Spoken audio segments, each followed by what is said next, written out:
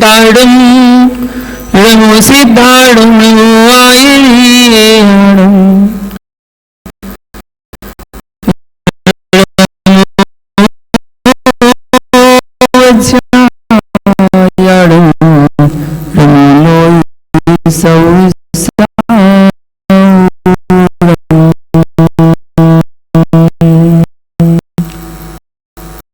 जब लनंतान सतनिष्ठ भगवान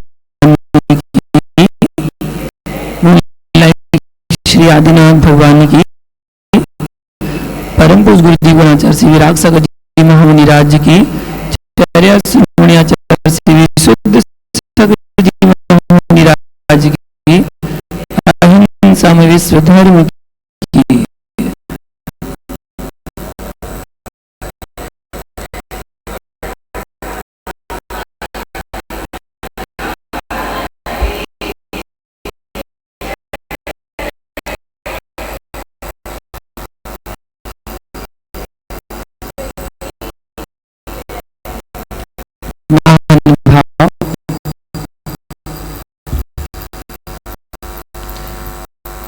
अभिषेक संबंधी जिज्ञासा समाधान चल रहा है।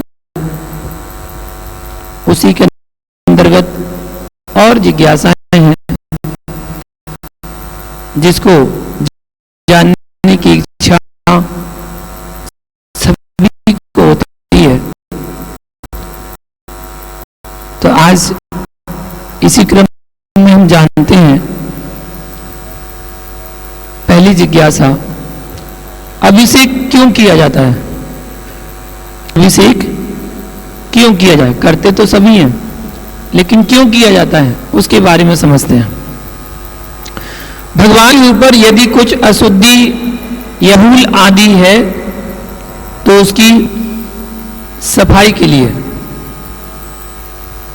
एवं अभिषेक के माध्यम से हमें भगवान के निकट पहुंचकर उनको स्पर्श करने का अवसर प्राप्त होता है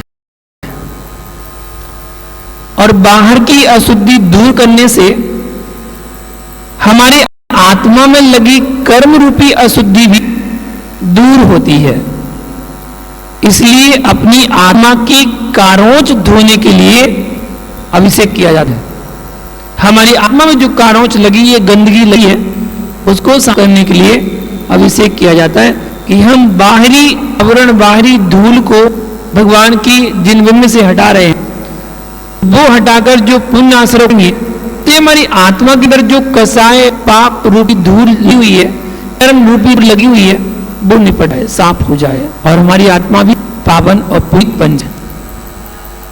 अभिषेक करते समय मुख किस दिशा में और क्यों होना चाहिए, क्यों और किस दिशा में होना चाहिए? दिशाओं का जीवन बहुत बड़ा प्रभाव पड़ता है। और क्या अभिषेक की बात नहीं कर रहा हूं मैं, हर जगह की बात कर, वास्तु के अनुसार भी दिशाओं का हमारे जीवन में बहुत महत्व है। अतः हमें एक पूजन सामयिक करते समय दिशाओं का ध्यान रखना चाहिए। यदि प्रतिमा का मुख पूर्व दिशा की ओर है तो इसे कर्ता का मुख उत्तर दिशा की होना चाहिए, और यदि प्रतिमा का मुख उत्तर दिशा की है तो अभिषेक कर्ता का मुख पूर्व दिशा की ओर होना चाहिए। दक्षिण पश्चिम दिशा की ओर प्रतिमा और पूरब दोनों के मुख नहीं होना चाहिए, क्योंकि दिशाओं का मतलब देखिए, उत्तर दिशा को विघ्नातक कहा जाता है। उत्तर दिशा कैसी? विघ्नातक माना गया है, अर्थात आने वाले विघ्न की शांति लिए। दूसरी दिशा है पूर्व दिशा, तो पूर्व दिशा को यमान तक माना है, पूर्व को यमान तक अर्थात मृत्यु को जीतने वाला, ये पूर्व दिशा कहा जाता है। तीसरी दिशा दक्षिण दिशा, तो दक्षिण दिशा को प्रज्ञांतक कहा जाता है। अतः प्रज्ञा, प्रज्ञा मतलब बुद्धि की हानि के लिए, बुद्धि की हानि के लिए प्रज्ञांतक दिशा दक्षिण दिशा। पश्चिम में पद्मांतक, पद्मांतक न गया है, मन और मस्तिष्क को कमजोर करने वाली, इसलिए पश्चिम और दक्षिण दिशाएं ऋणात्मक है, जो ऊर्जा क्षरण करती हैं, और पूर्व और उत्तर दिशाएं धनात्मक है, जो हमारी शक्ति का पोष करती हैं, वृद्धि करती हैं। इसलिए हर मालिक कार्य पूर्व दिशा या उत्तर दिशा की ओर मुड़ के जाते हैं। इस धार्मिक रीजन के पूर्व दिशा और उत्तर दिशा, पूरे समय शिखर है और उत्तर में अयोध्या है। अभिषेक यह पूर्व दिशा में होता ना, वहां है पूर्व, वहां अयोध्या में, वो अयोध्या और उत्तर अभिषेक, अब समय शिखर। तो इस अपेक्षा से यहां बताया गया कि हमारे जैन धर्म में दो ही स्थान शाश्वत स्थान है। शाश्वत स्थान मतलब जहां हर तीर्थंकर का जन्म हो वो अयोध्या, और जहां हर तीर्थंकर का मोक्ष हो वो समय शिखर। ये दोनों स्थान शाश्वत हैं। अनादि काल से जो भी तीर्थंकरों का जन्म होता है वो अयोध्या में होता है, और जिन तीर्थंकरों का मोक्ष होता है वो समय शिखर में होता है। वो हुंडा आंसुणी काल का दोष है कि इस बार इस चतुर्थ काल में तीर्थंकरों मोक्ष इधर से हुआ, बाकी इसका वही हुआ। ऐसे ही जन्म तीर्थंकरों का, 5 तीर्थंकरों का जन्म केवल अयोध्या में हो पाया, बाकी 19 का इधर उधर हुआ। लेकिन 19 में ऐसे 1-2 तीर्थंकर ही हैं जिनका जन्म उत्तर प्रदेश को छोड़कर हुआ है, बाकी सबके जन्म उत्तर प्रदेश में ही हुआ है। चाहे वो हस्तिनापुर हो, चाहे अयोध्या हो, चाहे कंपिला हो, और चाहे श्रावस्ती हो, चाहे काकंदी हो, ये सौरीपुर हो, ये सभी स्थान उत्तर प्रदेश के अंतर्गत ही आते हैं। तो इस प्रकार दोनों दिशाओं को शाश्वत माना गया, पूर्व और उत्तर शाश्वत दिशाएं हैं। तो हमारे लिए कोई भी आपको पढ़ाई करना है तो पूर्व या उत्तर की तरफ मुख करके बैठे, आपको शॉप पर बैठना है तो पूर्व उत्तर की तरफ मुख करके बैठे, आप घर में बैठे हैं तो पूर्व उत्तर की तरफ मुख करके बैठे। यदि आप विश्राम कर रहे हैं, शयन कर रहे हैं, तब भी आप ऐसे उठें, जब आप सोए तो ऐसे उठें कि आपका मुख पूरब या उत्तर की ओर हो। इसका मतलब जब सोए तो आपके पैर पूरब की ओर हो और उत्तर की ओर हो। पैर ईस्ट और नॉर्थ, सॉरी ईस्ट और नॉर्थ, ईस्ट की ओर पैर हो और नॉर्थ की ओर आपके पैर हो। तो जैसे ही आप सोकर उठेंगे तो आपका मुख पूर्व की ओर हो जाएगा, आपका मुख उत्तर की ओर हो जाएगा। तो सर पश्चिम और दक्षिण में हो और पैर, सर वेस्ट और साउथ में हो और पैर ईस्ट और नॉर्थ में हो।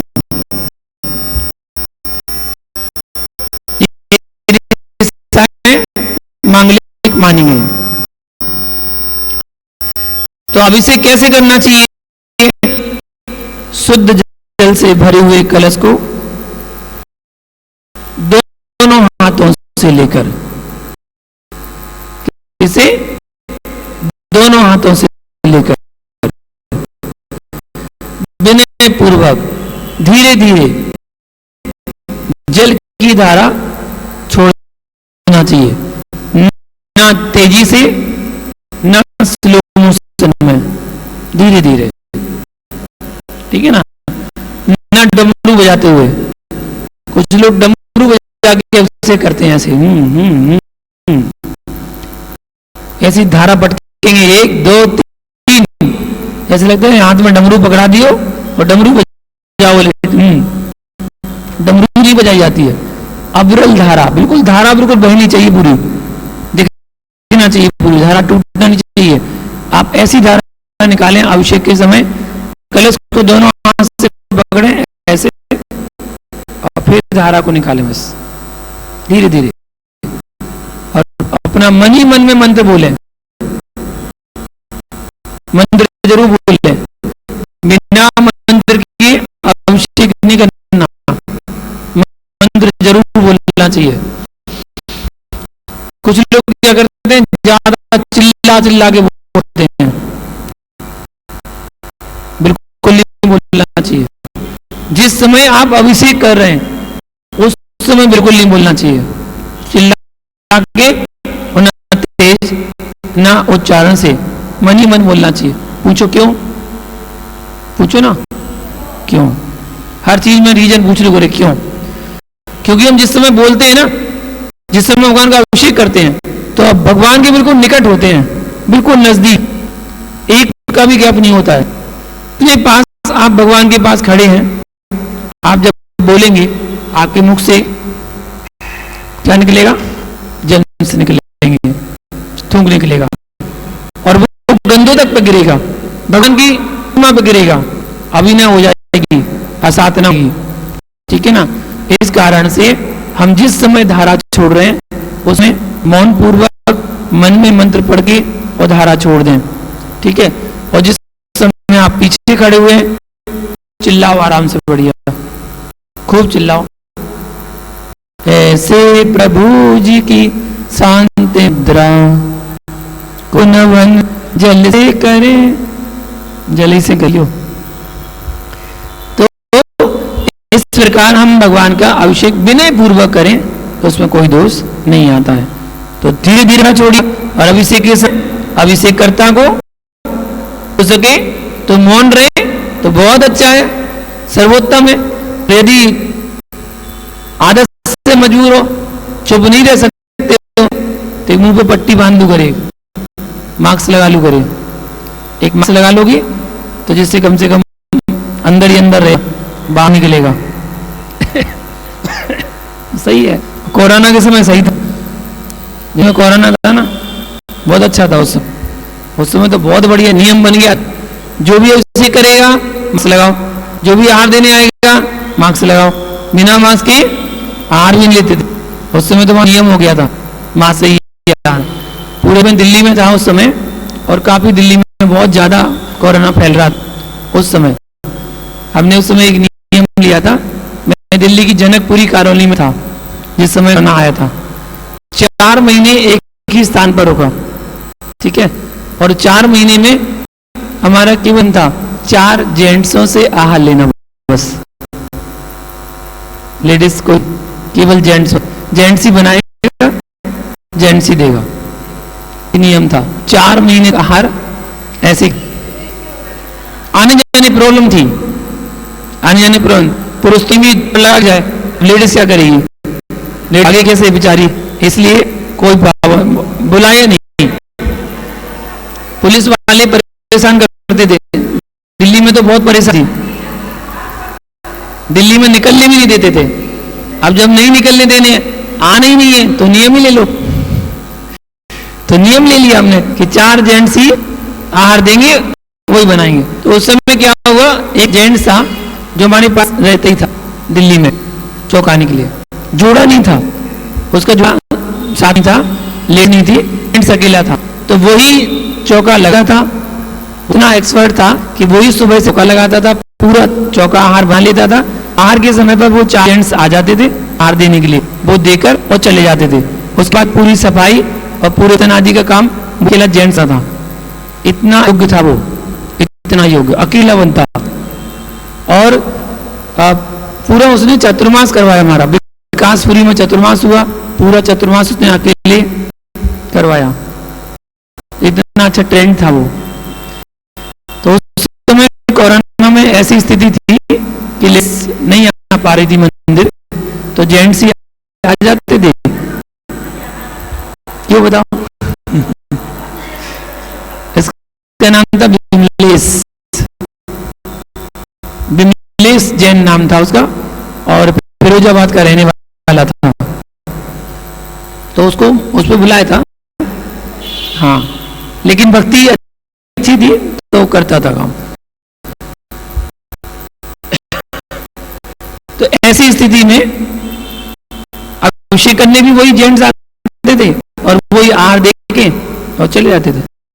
और चौकी में किसी प्रकार की कोई कमी नहीं, हर चीज उसको बनाने आती थी, मीठा भी, नमकीन भी, दाल भी, सब्जी भी, चावल भी, सब कुछ A to Z परफेक्ट। ये तो थी मालूम परफेक्ट था वो, तो उसे किसी की कोई कमी नहीं होती थी। और जो लेडीज बीच में आती थी ना, मान लो कोई 8:30-9 बजे आ जाए, 9:30 के पहले, चौकी के पहले, तो मालूम क्या कहता था, आंटी भाभी आप ना बाहर बैठ जाओ, इंतजार कर लो, अभी मेरा जब आएंगे ना तब आ जाना आप। वो कहती थी कुछ काम करवाना, नहीं नहीं आप होगी तो काम हो नहीं पाएगा, आप बाहर बैठ जाओ और हम कर लेंगे के लिए। तो ऐसे काम कर लेता था वो, किसी से काम नहीं करवाता था, अकेला ही काम कर लेता था। तो इसलिए हमने 4 जेंट्स का नियम लिया था और वो अच्छे से चला। और 4 महीने जब अच्छे निकल गए तो वैसे 2 साल रहा, जन्मपुरी के बता रहे, जन्मपुरी में 4 महीने रहा। वैसे 2 साल साथ में रहा और चतुर्मास करा था।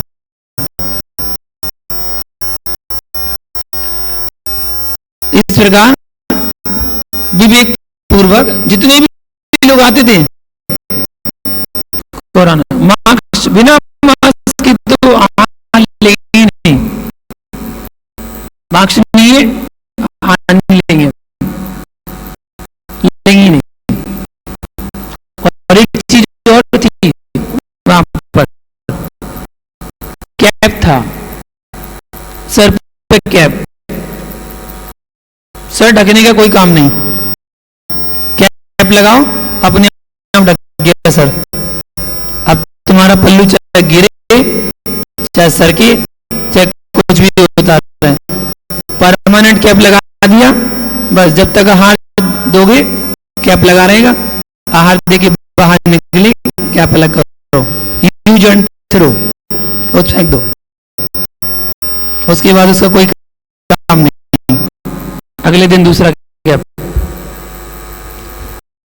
तो ऐसी व्यवस्था दिल्ली में की गई थी, मतलब कमेटी वालों ने की थी, इतने मार्क्स ला के रख दिए थे और इतने कैप ला के रख दिए थे, बस आराम से अपने लगाओ,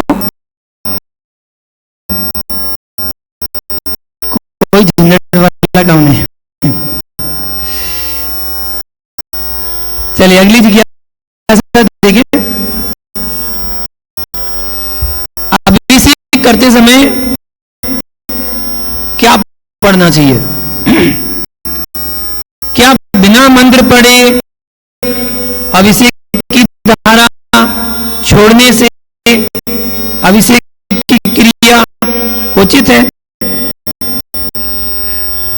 इसी के साथ एक और है, हिंदी पाठ पढ़े तो धारा करने में बीजाक्षर सहित मंत्र का उच्चारण नहीं होता,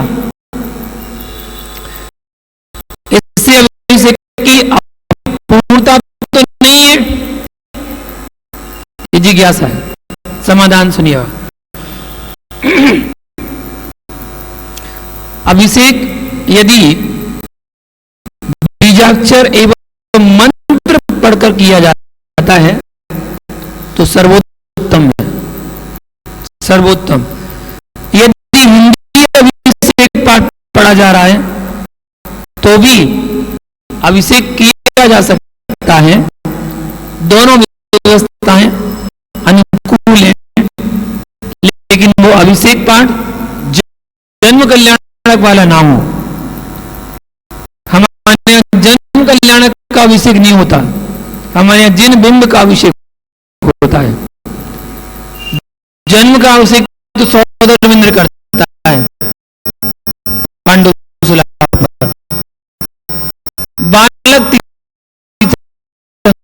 सागर का। हमारे बालक तीर्थंकर का अभिषेक नहीं कर रहे हैं, भगवान का अभिषेक कर रहे हैं, जिन बिंब का अभिषेक। तो अभिषेक पाठ पढ़ना चाहिए। अब चाहे आप हिंदी का पढ़ें और चाहे आप संस्कृत का पढ़ें, किंतु विधान अनुष्ठान की समस्त क्रियाएं मंत्र पूर्वक ही करना चाहिए। अभिषेक करते समय विशेष तौर पर शुद्धि का और उच्चारण का विशेष ध्यान रखना चाहिए और जन्मावश्यक का पाठ नहीं पढ़ना चाहिए, इस बात का भी ध्यान रखना चाहिए।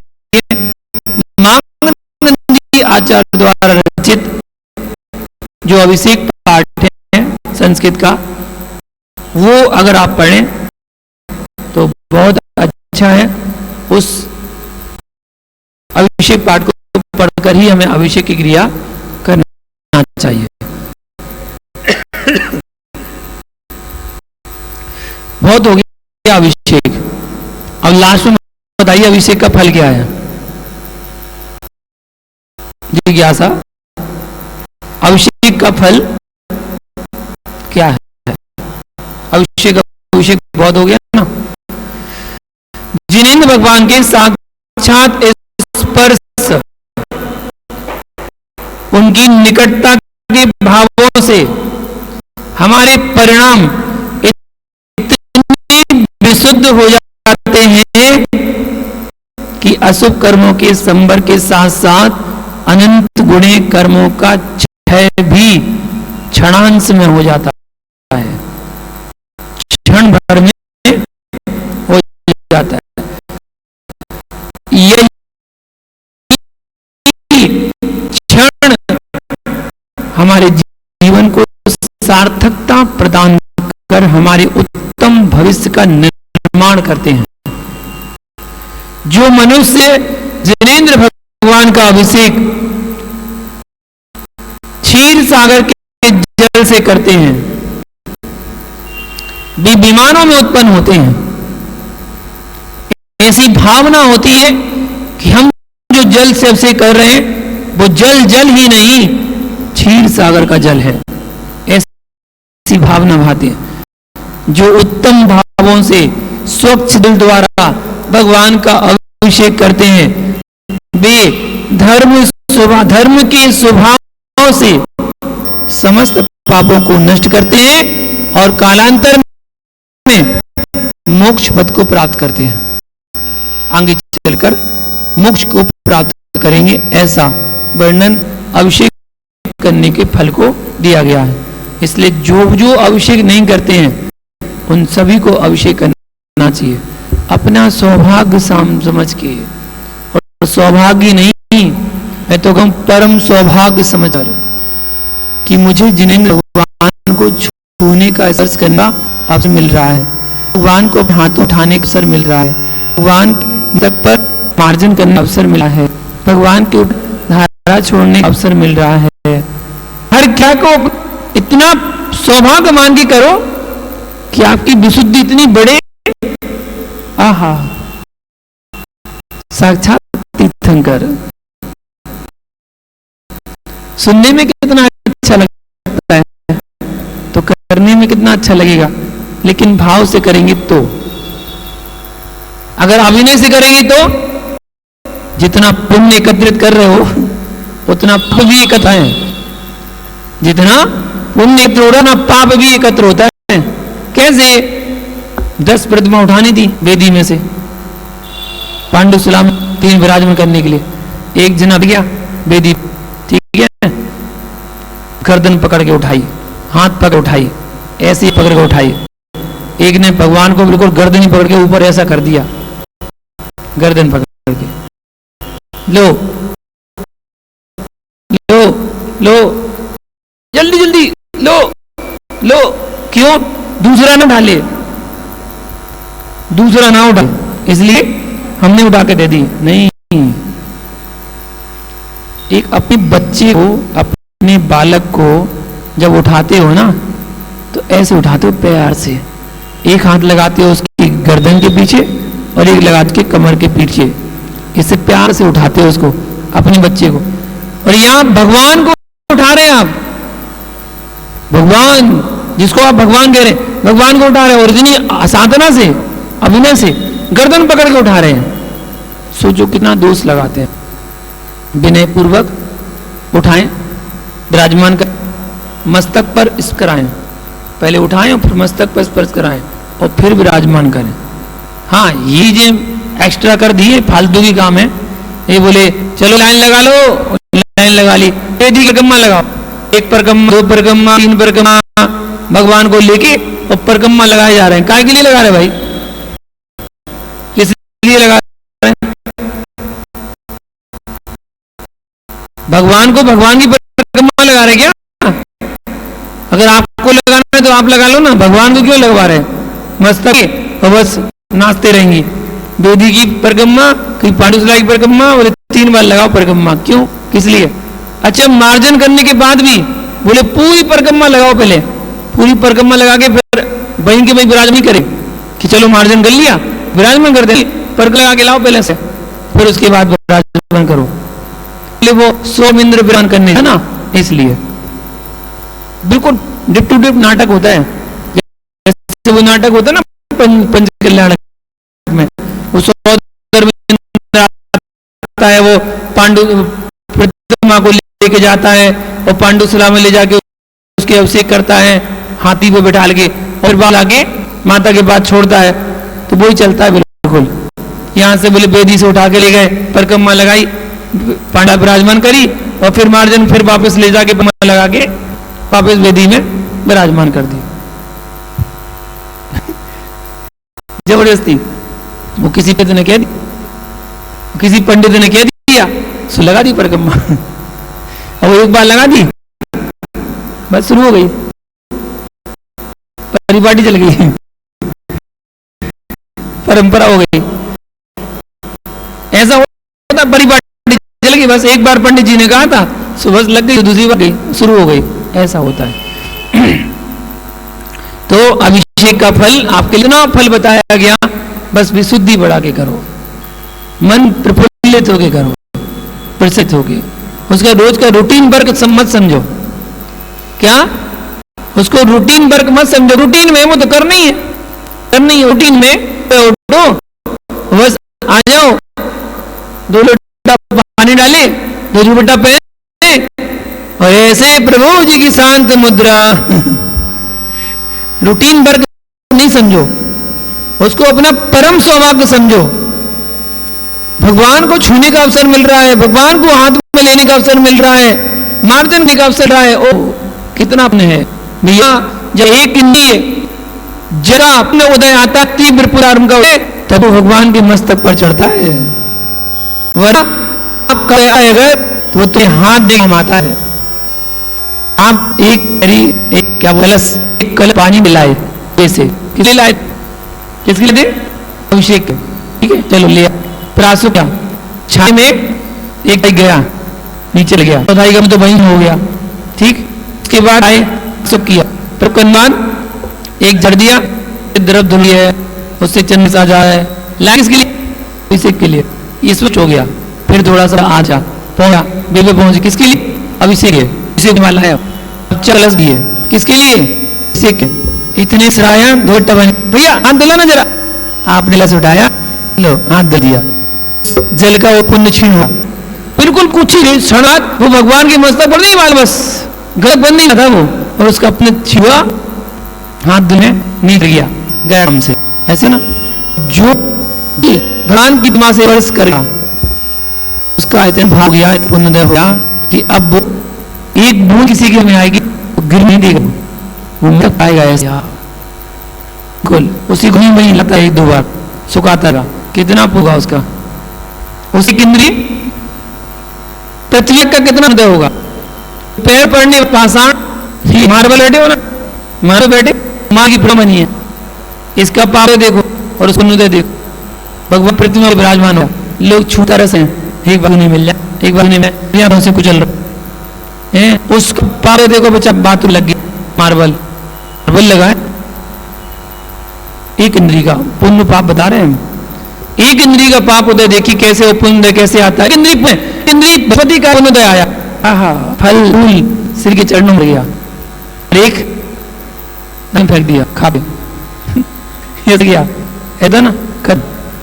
इंद्री का पृथ्वी अग्नि खान की आगे गा रही है, एक जीव और क्या बढ़िया पकवाना खाए जाए, यहाँ खा रही नहीं, एक भगवान आरती में हमारे पृथ्वी अग्नि जल वायु हवा स्पर रही है भगवान प्रतिमा को, ये का पुण्य है। तभी तो वांग कर बढ़ेगी उसी पर आएगी। एक इंद्री से 2 इंद्री, इंद्री 4 इंद्री 5 इंद्री आगे बढ़ती है, ये पुण्य का होता है। तो हम अपना पुण्य का उदय समझे, तीव्र पुण्य कर्म का उदय कि जो हमें भगवान की अभिषेक मिला है। अब उसके बाद अभिषेक के बाद क्या होता है? अभिषेक हो गया, अब अभिषेक के बाद क्या होता है? शांति धारा। प्रश्न आता है शांति धारा परंपरा कब प्रारंभ हुई? शांति धारा की परंपरा कब से प्रारंभ हुई? शांति धारा करने का विधान आगम के परिप्रेक्ष्य में क्या है? शांति धारा करने का कारण या उद्देश्य क्या है? जो विद्वान धारा के समय नारियल फोड़ते हैं, ऊंचे 4 और प्रश्नों का ध्यान सुनिए। एक शांति धारा संबंधित आप जान रहे जो आग संबंध आप प्रमाण दिया रहा है, त्रिलोकसार ग्रंथ है हमारे आम का, त्रिलोकसार ग्रंथ है जो नवीन सिद्धांत चक्रवर्ती ने पुष्पदन तीर्थंकर से धर्मनाथ तीर्थंकर तक 4 पल्ल तक धर्म का विच्छेद हुआ, ऐसा कथन किया है। पुष्पदन भगवान से धर्मनाथ भगवान तक धर्म का विच्छेद हुआ, विच्छेद समाप्त हो गया, बीच में विच्छेद रहा क्योंकि तीर्थंकर हुए ना, उनके बाद आता है। तो ऐसा कथन मिलता है त्रिलोकसार में। लेकिन शांतिनाथ तीर्थंकर बाद धर्म का विच्छेद नहीं हुआ, अब चलता रहा निरंतर। इसलिए शांति से अल धर्म शांति था और शांति पक्का प्रण आधार चल रहा। शांति के सब नारी फोड़ने का औचित्य कहीं देखने पड़ने में नहीं आता है। भगवान श्रीफल चढ़ाने का तो विधान है, फोड़ने का विधान नहीं है। कहीं कहीं दक्षिण साइड परंपरा है, वहां पर नारियल फोड़ते हैं और कोई कोई तो हाल के हाल तुरंत फोड़ के नारियल का अभिषेक करते हैं, ऐसा भी देखा गया है। तो अपनी अपनी परिपाटी अपनी परंपराएं, अपन को उनकी परंपरा में कोई हस्तक्षेप नहीं करना है। लेकिन ऐसा औचित्य नहीं इसमें आता है कि हम नारियल को फोड़ कर, क्योंकि हमारे यहाँ पढ़ने की कोई चीज नहीं है, प्रसाद हमारे यहाँ कोई चीज नहीं होती, प्रार्थना कोई चीज हमारी होती है। हाँ, कुछ अंश में अपेक्षा कहा गया, जैसे व्याख्या में दिया गया है आचमन कुंज रेण सार की गाथा है और उन्हें अहम मन गाथा दी, जो भक्त वेशम भुंजदी सो भुंजते भोजम संसार सोम कम सोने बाण भोग। बहुत सुंदर गाती है और सर्वों की दी है, अच्छी समझने में।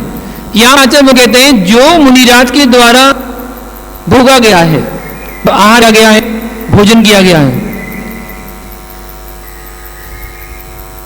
जो मुनिराज के द्वारा भोजन किया गया उससे अवशिष्ट शेष बचा हुआ शेष भुंजदी सो भोज्यम, मतलब जो भोगता, जो शेष बचता है, जो भोगता है खाता है, ठीक है ना। अब इसको सुना, मुनिराज की झूठन नहीं होती है, मुनिराज की झूठन नहीं होती है। मुनिराज जिस ओरी में से ले ले और जो छोड़ा है वो धन नहीं है, वो आपके लिए प्रसाद से लेना है। यहां प्रसाद हमारे कुछ नहीं कहा गया, लेकिन ध्यान देना यहां समझ कर, क्या शब्द है? समझ कर, जो मुनिराज की बची हुई वस्तु है वो आप भोगते हैं, भोजन करते हैं, ग्रहण करते हैं, तो उसका फल क्या होगा? संसार सार सुखम, संसार के सभी सुखों की प्राप्ति होगी। और सो निब्बानोक्तम क्रम से निर्वाण पद की प्राप्ति होगी। समझ में आया? इसलिए मैं अक्सर कहता हूं चौके में आओ के बाद यदि चौके वाले आपको प्रसाद नहीं देना तो मांग लिया करो, कहना पड़ देना, मांग लिया करो। स्वार्थी है अपन तो। आचार्य कुंद कुंज ने कहा है इससे क्या होगा, संसार के सारे सुख मिलेंगे और आगे निर्वाण पद की प्राप्ति होगी। तो अपन को तो दोनों चाहिए भैया, संसार के सुख भी चाहिए और मुझे चाहिए, लाओ भैया प्रसाद दियो। लेकिन क्या कहा उसकी व्याख्या में कि जो मुनिराज ने लिया है वो प्रसाद है, जो हजार दर्जन दर्जन पे सेब रख दिया और फिर बांट रहे वो नहीं है, जो बचा हुआ है। मुनिराज की थाली में से अगर एक गिलास आपको मिल जाए ना, सौभाग्य समझना कि ना भैया बस वो एक गिलास दे दो अकेला, और कुछ नहीं है, एक गिलास दे दो और कुछ नहीं चाहिए। जो कटोरी में एक कटोरी भर के सेब फल आप चला रहे थे, मुनिराज ने कितने लिए? एक दो पीस, उसकी पूरी कटोरी क्या बन गई वो? अब उसमें से सब लो, अकेले कटोरी पकड़े मरड बोले तो सारे वहीं को चाहिए, हम और किसी नहीं लेने दे हो गई जार के सुख आप चाहिए कि सब मिट के खा वो करते अपने लिए नहीं, हमारे ही करते, हमारे नहीं करते, अन्य जगह करते, हमारे यहाँ नहीं करते। हमारे यहाँ रोका लगता है ठीक है ना, तो क्या करते, क्या खाने का खाना भैया भोजन करके जाना, भैया ऐसे मत जाना, भैया साथ लेके जाना, यही बोलते हो ना। यही विनय है और ये आपका धर्म है कि आपके यहाँ अगर 10 लोग 20 आए हुए हैं तो आप उनको बिना प्रसाद के, वैसे प्रसाद नहीं था लेकिन कहना जो चाहे वो सभी प्रसाद हो गया बस। और ऐसा आदि से आपने देखा होगा कि जहां जिस जगह मुनिराज आहार करके चले जाएं, उसके यहाँ अगर 10 लोग भी होंगे ना वो और 10 खाना खा लें तब भी बचेगा, तब भी बचेगा। क्यों बचेगा बताओ, उसका रीजन क्या है? उसका रीजन क्या? नहीं, लोग लेते हैं धनी है ना, कम कम खाना कम कम खाना नहीं, अतिशय होता है। एक अच्छी मानस रिद्धि होती है, अच्छी मानस रिद्धिधारी मुनिराज आपके यहाँ आहार कर जाए ना। एक माँ थी, गरीब थी, बहन थी, एक बेटा था और के परिवार में कोई था, बस माँ और बेटा छोटा था। बेटे का जन्मदिन था तो माँ ने सोचा चलो बेटे लिए खीर बनाऊंगा आज। बेटे लिए क्या बनाऊंगी? इधर बैठो ना आप लोग, हमारी गर्दन लचक जाएगी, इधर आओ ना, इधर आओ, इधर तक घूमती गर्दन तो लच जाएगी, आगे आओ फ्रंट में। जब भी किसी से कुछ प्राप्त करना हो ना, सामने बैठो फ्रंट में। अच्छी बता रहा हूं, अगर आपको बाल्टी भरनी है, खाली बाल्टी, नल की लगाओगे, लगाओगे दाएं बाएं लगाना, नहीं चलेगी, क्या होगा? भर जाएगी। और अगर इधर उधर लगा दी तो खाली हो जाएगी, खाली की खाली रहेगी। ऐसे जब मुनिराज से कुछ लेना हो तो सामने तो सामने बैठ के लो। कुछ बहुत अच्छे भाव थे। हाँ, कल से लाइन मत लगा लेना। उसके बहुत अच्छे भाव थे, लेकिन क्या करे, गरीब थी, उसके पास धन पैसा रुपया कुछ नहीं था। दूसरों के घरों में काम करती थी, तब जाके अपनी 2 वक्त की रोटी खा पाती थी। अच्छे भाव थे। वो जिस दिन काम करने गई तो एक जगह काम करके बोली, आज हमारे बेटे का जन्मदिन है, थोड़े से चावल दे देंगे क्या? हाँ हाँ, ले जा ले जा ले जा। जैनों क्या करती थी, चावल ले लिया। एक जगह गई, काम किया तो बोले थोड़ा सा दूध मिल जाएगा। बोले क्यों, क्या हुआ? बोले आज हमारे बेटे का जन्मदिन है और हमारी भावना है कि हम खीर बनाएं, तो चावल तो है हमारे पास, दूध नहीं है। अरे ले जाना तो, भी दे दी। दूध, चीनी और चावल, इन चीजें लेकर घर आई। और घर आई तो उसने बड़ी श्रद्धा, बड़ी ती से अच्छी खीर बनाई। खीर बन तैयार हुई। जब खीर बन तैयार हो गई तो उन्हें उस खीर 3 किए। उत्तम जैनी थी, उत्तम जैनी, उसने 3 भाग किए। एक भाग, पहला भाग किसके लिए? मुनिराज के। दूसरा भाग बच्चे के लिए, तीसरा भाग अपने लिए। बन के तैयार हुए। उस बच्चे से कहा, बेटा मैं पानी भरने जा रही हूं, कुएं से पानी भर के लाती हो, यहीं रहना, द्वारे पर बैठ जाना। यदि कोई साधु आए, मुनि जी आए तो उनको रोक लेना, जाने मत देना। उनको जाने मत देना। ठीक है। बच्चा तो बच्चा, बच्चा बोली उसको जितना बता दी वो तो नहीं है। बस बापू मैंने चली गई। माँ, एक मुनिराज जंगल से आए थे, मासूवासी, महीने एक बार उपास करते, आहार करते थे। आ रहे थे, वो जैसे ही मुद्दे कर आ रहे थे ना, मैंने देखा अरे जी आ रहे हैं। रोड पर खड़ा हुआ बच्चा ऐसे करे, बच्चा ही खड़ा हो गया मुनिराज के सामने। मैं नहीं दूंगा, मैं नहीं जाने दूं। मुनिराज तो मौन में, उन्हें तरफ से बड़े इस तरफ आ गया। पकड़ ठाणो हो, बाबा जी कह रहे पकड़ के ठाणो हो, इधर उधर से जाने नहीं दे। और पैर पकड़ लिया। नहीं, मां कहा था जाने मत। मां क्या कहता, जाने मत। मुनिराज तो मुझे उन्हें तो जाना आने के लिए। कोई बात नहीं। चली आ रही सामने से पानी के कलश के ऊपर, कलश पानी से भरा हुआ है, छन्ने से ढका हुआ है। मुनिराज की विधि थी, एक महिला कलश के, और कलश सर पिए हो, भरे हुए इल्सों से, और कपड़े से छन्ने ढका हुआ हो। विधि यही, वही विधि लेकर निकले थे। सामने जैसी मुनिराज की दृष्टि की महिला पर, महिला की दृष्टि मुनिराज पर, और जैसी दृष्टि तो महिला जोर से चिल्लाने लगी, हे स्वामी नमोस्तु नमोस्तु नमोस्तु नमोस्तु। वो जब वहां तक आई, मुनिराज का पढ़न विधि मिल गई, पड़गान हो गया। पड़गान हो गया, पड़गान करके अंदर ली गई। आसन ग्रहण कीजिए, बिठा बकी और अर्घ समर्पित किया। ठीक है, अर्घ समर्पित किया। मुनिराज हो गए, खड़े हो गए, आहार शुरू करा। आहार शुरू कराया तो ऐसा किसका? मुनिराज का। हिस्सा उस राज को बड़े स्नेह पूर्वक, सल पूर्वक, भक्ति पूर्वक अच्छे से खिलाया पूरा। अब मुनिराज की खा ली। अब वो सोचती है मेरा क्या, मैं भूखी भी सो जाऊं, मेरा क्या, बच्चे का जन्मदिन है, मैं हिस्से का भी मुनिराज को देती हूँ। उसने तो भरा, तुरंत भर के मुनि को चलाती गई। दूसरा समाप्त हो गया। मुनि की अंजलि खाली। मुनिराज को देखे, माँ मुनिराज को देखे और बच्चे को देखे, मुनिराज के बच्चे को देखे।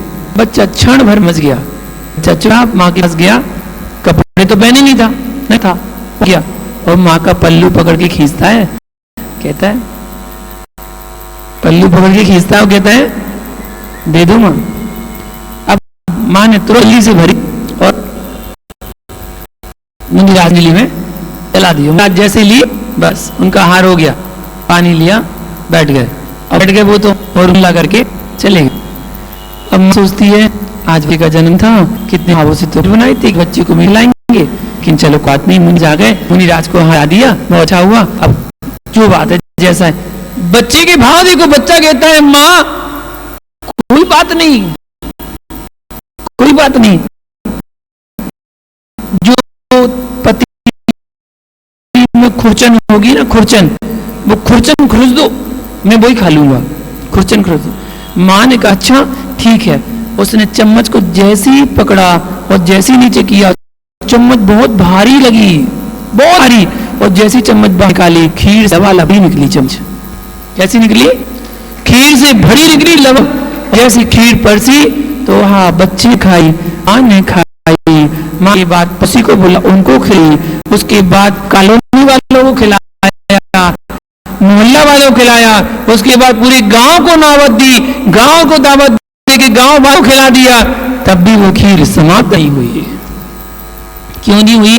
क्योंकि वो मुनिराज अक्षिण महानसृग्यधारी थे। वो मुनिराज जिसके घर में आहार कर ले, उसके घर में उस दिन अगर चक्रवर्ती की सेना भी आ जाए भोजन करने, तब भी उसका भोजन समाप्त नहीं होता है। इतनी वृद्धि होती है उस भोजन में, ऐसी रिद्धि का प्रभाव है। ये कहलाती भक्ति। तो भक्ति में बहुत शक्ति है। जब आप भी अपनी भक्ति से चौका लगाते हैं ना, तो आपके यहाँ भी कभी कमी पड़ ही नहीं सकती, कभी कमी नहीं पड़ सकती। इसलिए अच्छे भक्ति भाव से हमें आहार दान आदि करना चाहिए, अपना समझ के। क्या समझ के? अपना समझ के। जब महिलाएं भोजन कराती हैं ना, तो महिलाओं के मन में अच्छी चीज सिखा रहा हूं, देखो।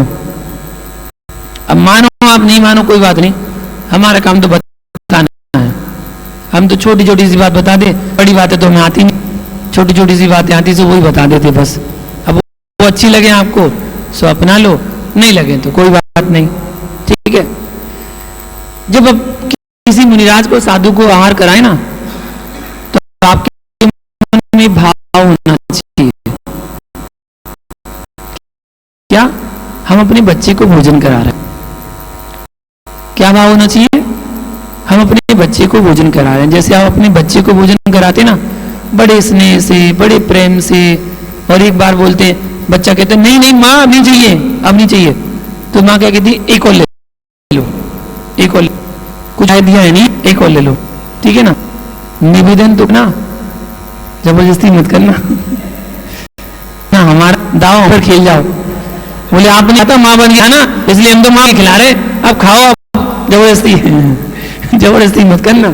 एक बार बोलना, एक बार और ले लो, एक और ले लो, एक और ले लो। अगर वो कहते हैं ठीक है, आप भक्ति में अगर शक्ति होगी ना, तो गारंटी वो जरूर लेंगे, जरूर लेंगे। आपकी भक्ति में शक्ति होगी, भक्ति में शक्ति नहीं होगी तो नहीं पाओगे आप।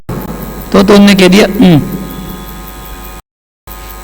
अब तो देखिए बताओ।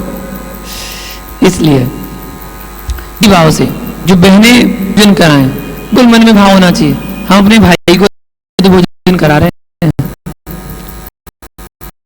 बिल्कुल डर नहीं लगेगा आपको, किसी प्रकार का डर नहीं लगेगा।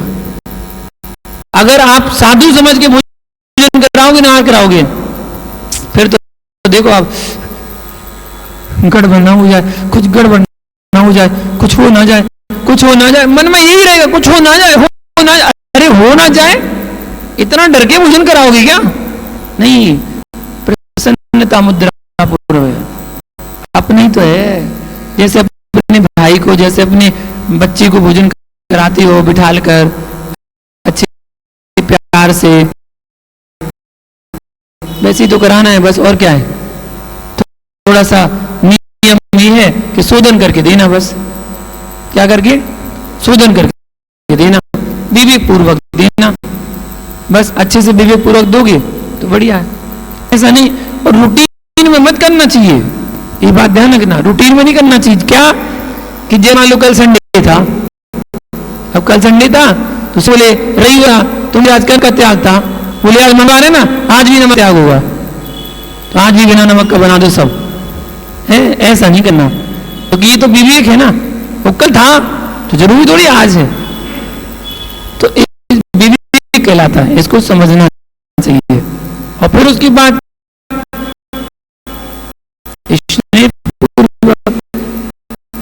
हड़बड़ाते नहीं, ऐसा लगता है पता नहीं क्या हो गया, जैसे कोई जंगी मैदान में आ गए हूं। सही में पवन जी क्या हो गया? ऐसा लगता है जैसे जंग के मैदान में आ गए हो, और बाकी में जब हार करके निकलते हैं ना, तो ऐसा लगता है कोई जंग जीत के आए हो।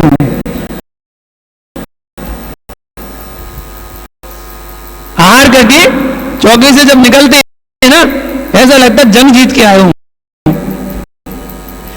इतने लोगों के बीच में अकेले, इतने लोगों के बीच में अकेले, बाकी नजरें कहां पर? सबकी नजरें बिल्कुल अंजलि पे। भैया कभी अपने ऊपर ढाल के देखना, तुम थाली लगाकर खाने के लिए बैठना और दो लोगों को सामने खड़ा कर देना, कहना देखो हमारे भोजन को, बस ज्यादा नहीं, दो लोग को खड़े कर देना, बस दो लोग तुम्हारे सामने ऐसे खड़े रहें, बस तुम्हारी थाली को देखते रहें। अब खा के बताना, खा लोगे? जब लोगों के साथ खाना नहीं खाते हो, सोचो वो साधु 25-30 लोग ऐसे खड़े हैं और कैसे को नजरें गाड़ के देखे हैं, कब अंजलि खाली हो और कब हम डाल दें। मैं देखता हूं 5-6 लोग सामने खड़े हैं, सबकी चम्मचें मेरे को भरी रहती हैं, कटोरी के ऊपर उठी रहती हैं ऐसी ऐसी। बस जैसे ही अंजलि खाली हुई और एकदम से सब लोग इसे हमला, और सब एकदम से डालते हैं। ये तो देखो गिरिराज को क्या लेना है, क्या चल रहा है, ये तो देखो। नहीं, डालने मतलब है, हमने दे दिया, तुमने दिल लेना क्या गिरिराज को, ये भी देखो। थोड़ा सा भी इसे जानना चाहिए तो बहुत अच्छा है। ये तो इनका ना छोटी छोटी बात, देखो बड़ी बात आती नहीं है, इसलिए मैं छोटी बात बताऊं, अच्छी लगे बना लेना और एक से काम ना, ठीक है। तो शांति धारा बात चल रही थी, अब तक पहुंच गए।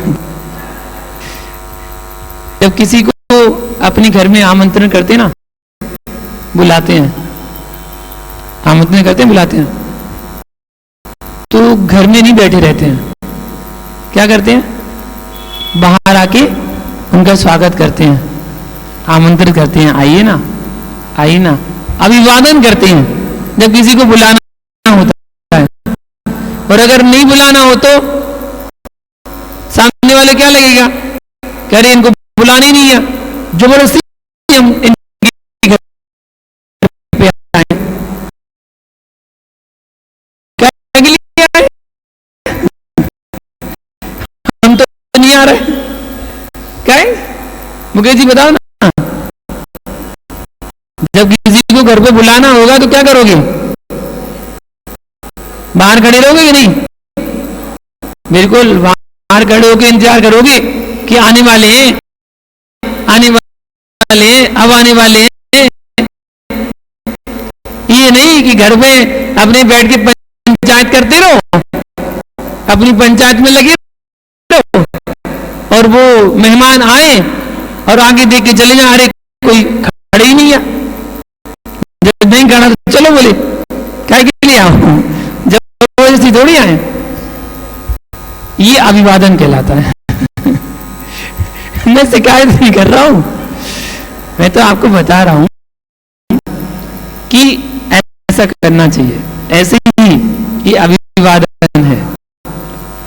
आगे के लिए सीखने के लिए, अच्छा आगे की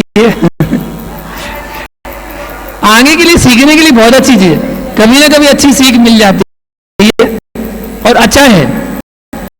कभी किसी के जरिए, किसी के थ्रू आपको को सीखने को मिल जाए तो हर प्रसन्नचित मन से हम ऐसी आहारचर्या करवाएं।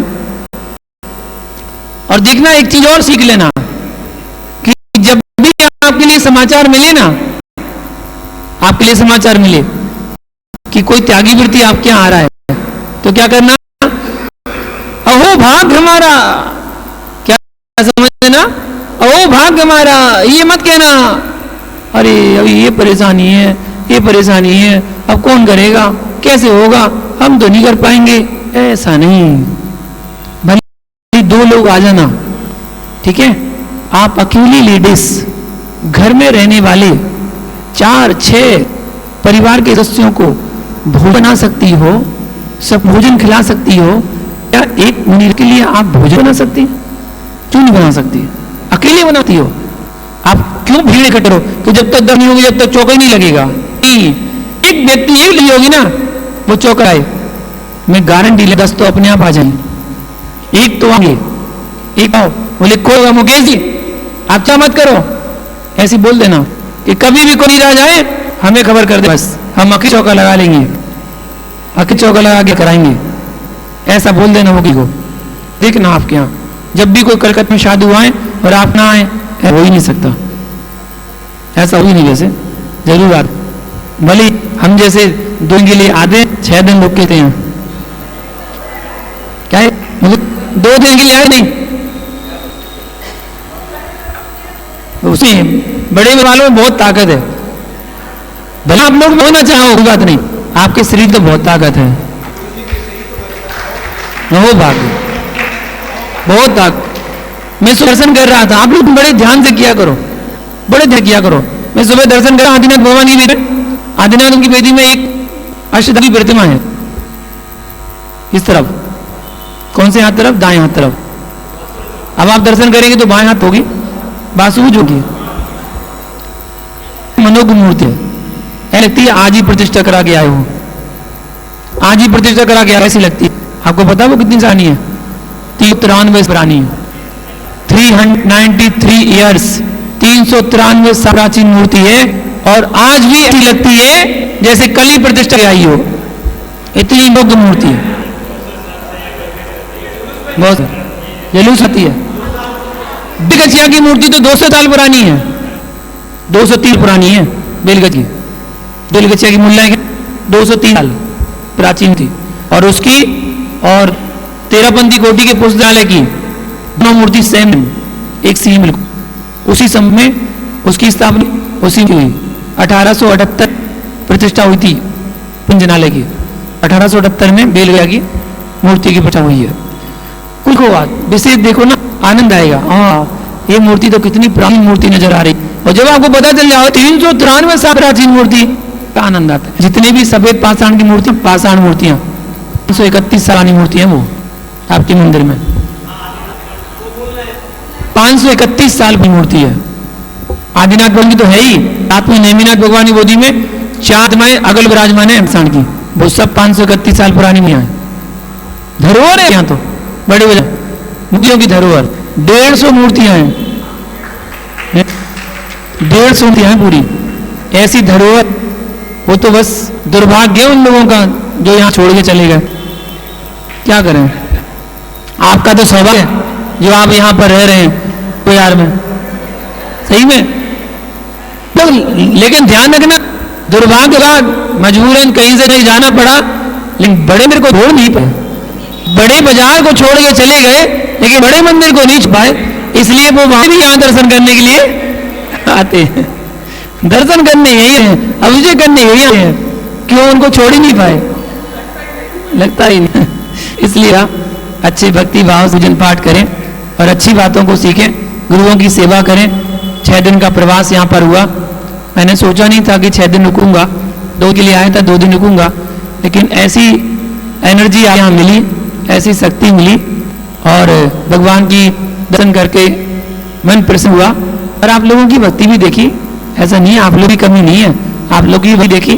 जो यहाँ पर प्रवास ऐसी हो गया और रुकने का प्रवास 6 दिन का हो गया। 6 दिन के मुकेश जी तो और कह रहे थे और रुक जाओ ना, हमने कि अब थोड़ा सा आगे भी देख लें, अपना माल आगे दिखाएंगे, थोड़ा सा यहाँ माल पूरा दिया, अब आगे जाएंगे। फिर जब आना होगा तो सोचता है आ जाए। लोग कह रहे थे चातुर्मास के बीच में आना हो जाए, चातुर्मास के बीच में तो आना नहीं आएगा। बाकी देखते हैं आपकी आदिनाथ भगवान की क्या भक्ति होती है, क्या पता बुला लें तो आना हो जाए, तो आ सकते हैं। अभी फिलहाल आज के लिए इतना ही। आपने जिज्ञासा समाधान भी जाना और कुछ और जिज्ञासाएं मन में जो रहती है वो रह गई बताने के लिए, वो फिर कभी जब आएंगे आपको वहाँ बताएंगे, आप पुनः उनका समझ जानेंगे। और हमारा कार्यक्रम तीनों टाइम का जो कार्यक्रम है वो निरंतर कहीं जाते हैं चलता है, आप वहाँ भी आ सकते हैं और वहाँ भी ले सकते हैं। जय बोले पारसनाथ भगवान की। गुरुवर की करेंगे, उसके पूर्व सी बातों को गुरुवर ने रखा ही है। बड़ा बाजार आने का जो अभी कार्यक्रम जो भी गुरुवर का हुआ या जैसे भी, उसके पूर्व भी 2 बार मेरे पास फोन आए थे, तो कुछ न कुछ कारणवश उस शब्दों मैंने बोला भाई अभी के, तो उस मेरे को यही कहा गया कि 2 के लिए जाओ, उसके बाद दूसरे क्षेत्र प्रोग्राम है। तो मैंने कि 2 दिन में तो भाई मन में सोच पेट तो नहीं है, कम से कम 7 दिन तो कोई गुरुवर रुके। तो इस बार भी दीपक भाई का फोन आया था, बोला मुकेश जी फिर चौरंगी जानो है तो 2 दिन के लिए एक बार महाराज जी आओ। तो रास्ते में था, बोला था भेजो, बाद में व्यवस्था करो जो होशी देखी जासी। तो उसके बाद बहुत से लोगों ने बोला कि श्रीफल चतुर्मास के लिए भी समर्पित कीजिए, लेकिन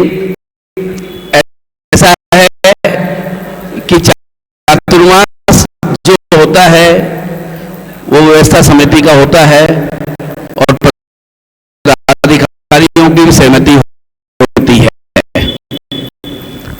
तो उसके पूर्व कुछ संभावित जो चतुर्मास से पहले से फाइनल था और संभावित इसलिए कि जब तक प्रारंभ नहीं हो तब तक संभावित होता है, लेकिन ये बात है कि 2 दिन जैसे बोल रहे हैं कि हम आए थे या हमारे मन में भी था, ये 6 दिन ये सत्य है कि कैसे बीते। और मैं तो एक ही बात बोलूं कि बड़ा उज्जैन में घर ही कम हो गए, कैसे लाए, कौन करेगा। तो कुछ तो सबसे बड़ी और व्यवस्था तो कर लेते हैं, चौके की भी व्यवस्था थी। तो हमारे यहाँ की जो हेड है वो सरला बाई, वो भी है नहीं, वो अपनी माता जी को दीक्षा दिलाने चित सागर जी के यहाँ नागौर में है। तो उसके बाद अब उनके में अनीता बाखलीवाल ने बोला मुकेश भैया आप चिंता मत करो, सब हो जाएगा। तो उसने बहुत अच्छे तरीके से चौके की व्यवस्था को निर्वहन किया। तो मेरा तो काम हो गया।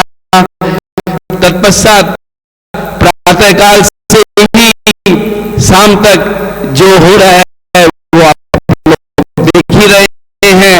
और सबसे अच्छी बात यह है कि भाई 2 साधुओं के जो आहार होगा चौके में कितने लोग होंगे। पहले दिन से मैं देख रहा था 40 प्लस, और कोई दिन तो संख्या 50 के पार पहुंच गई।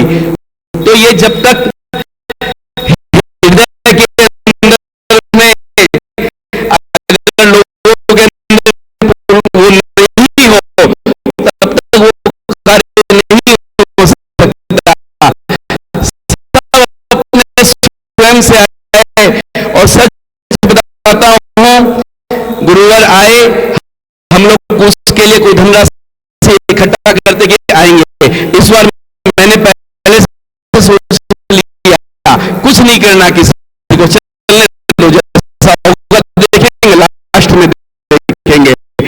तो ऐसा है संजय भाई, किसी से 10 पैसे मांगने की आवश्यकता नहीं है। और अब उपाध्याय श्री तो अपने यहाँ तो उपाध्याय को कहें कि जो पढ़ते और पढ़ाते हैं, तो जो वाणी कुशल है, इन्होंने अपनी वाक्य शैली से सबको संबोधित किया है। और जब ये काकुड़गाछी में थे तो मेरे से कुछ काकुड़गाछी बंधुओं से बात करती कि बोला मुकेश बहुत सरल साधु है। और वैसे मैं सिक्कर जी गया था तो देखा था, लेकिन उस समय कोई परिचय भी नहीं था, तो ऐसे कैसे कुछ समझ में आएगा। आज 6 दिन का ये प्रवास ये हम लोग की स्मृति स्वरूप रहेगा, ये स्मृति स्वरूप रहेगा। और अभी कल 3 दिन के लिए डबसन रोड का इनका मंगल विहार है। ये सुबह 5:30 मतलब 5:30 को निकल पड़ेंगे। तो जो भी बंधुगण भाईगण लगा कि गुरुवर हमारे घर में आए हैं, अब मेरा फर्ज बनता है कि साथ में बिहार में चले, वो आप निज में सोचो। और उसके पश्चात जो संभावित चतुर्मास बनवासी में होगा, तो बनवासी को विशेष दूर नहीं है, तो हम लोग सब चलेंगे। अब परिचय हो चुका है, घुल मिल चुके हैं, और अब मेरी समझ समाज की तरफ से, बड़ा व्यास समाज की तरफ से गुरुवर आपके प्रात आप यहां पर आए, आपकी व्यवस्था करने का हम लोगों ने प्रयास किया। किसी भी व्यवस्था में हम समस्त भाई बहनों से किसी भी प्रकार की कोई व्यवस्था में त्रुटि रह गई हो तो मैं सबकी तरफ से करबद्ध रूप से आपसे क्षमा प्रार्थी हूं। क्षमा करें और कभी भी अवसर मिले तो जरूर, आपने इस जिनालय का इतना प्रशंसा की है तो मुझे कहने की नहीं है, जैसा भी समय मिले आइए, व्यवस्था तो अपने आप बन जाएगी, ये जरूर कह सकता हूं।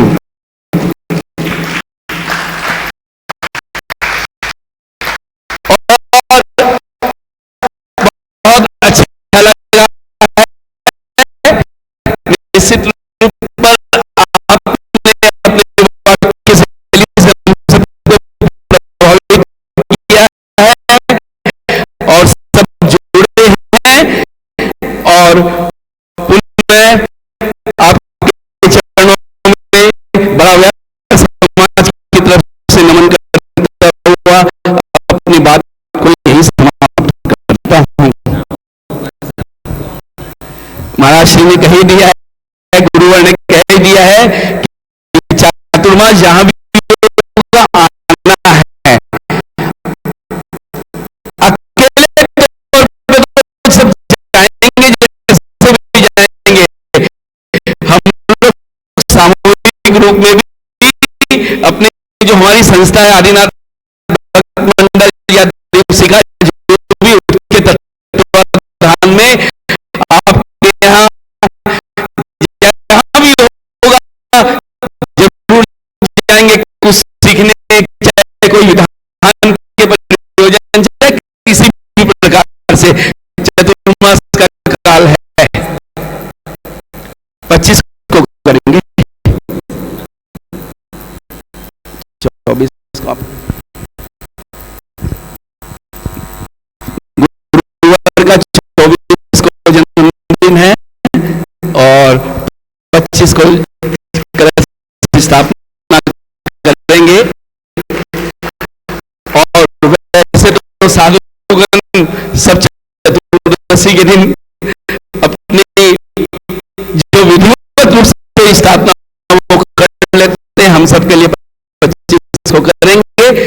तो निश्चित रूप पर बहुत से लोग यहाँ जो विराजमान बैठे हुए हैं, हम लोग चलेंगे, तो मैं सबकी तरफ से नमन करता हूँ, नमस्ते करता हूँ गुरु, और अब चले आरती।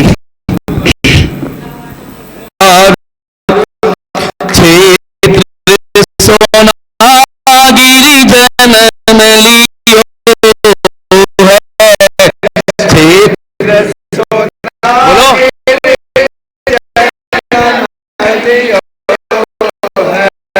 माझे वाणी को धन्य कियो है,